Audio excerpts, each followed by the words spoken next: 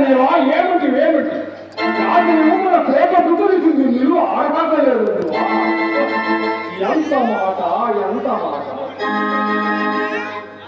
శాస్త్రపరిచి కానీ చర్చే పరిచ కాదే కాదు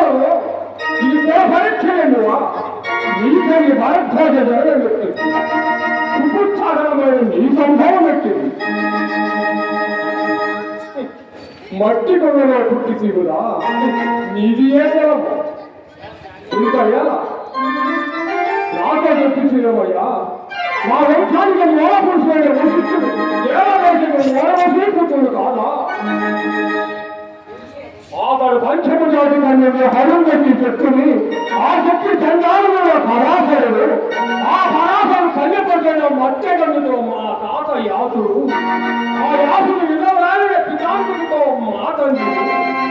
తిరుగు సంపాదించో మా పిడతల్లి పాండురాజుడు మా ఇంటి దాటితో ఈ నేత ధర్మ నిర్మాణ జీవులకి కృపబడుతున్న ఈ ఇల్లు దేవుని సందర్భాలను బట్టి శాస్త్రబీజ ప్రాధాన్యంలో పంచాంగంలో గురురత్నము ఏనాడో కొరహేయబడినది. కాగా నేను కోమని ఈర్ష్యారాగమనందు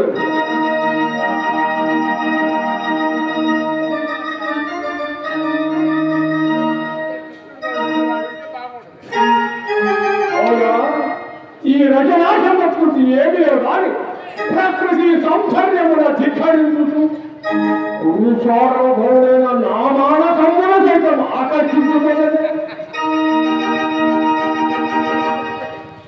వీరు నా నుడును లాయుతున్నారు కదా ఏమి వీర లోపలాలు నేర్చాడు ఆ పూర్వకై ఇవి సృజగతి వాహనాకృతులు ఎవరెవరు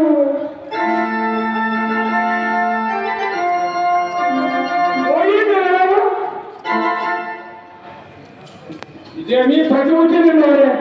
తిట్టారమా సార్వభౌమిగా తిట్టారమా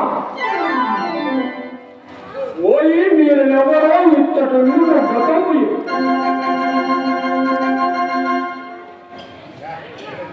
నివేశలేదు సజీవ మనిషాకృతం పేరు చాలా బంధికలు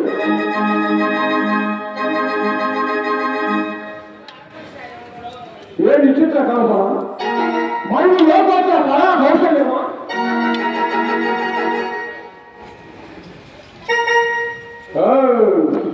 సాభాభావంలో త్యాగమనం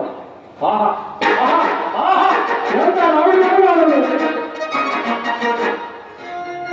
వివిధ బలాధిక శాఖ శిఖ తనువల వేరాజితంలో రాజిత సమస్తంగ సమాజిక జీవ్య సేవల పొందవలసిన మా కన్యక సంవాసారం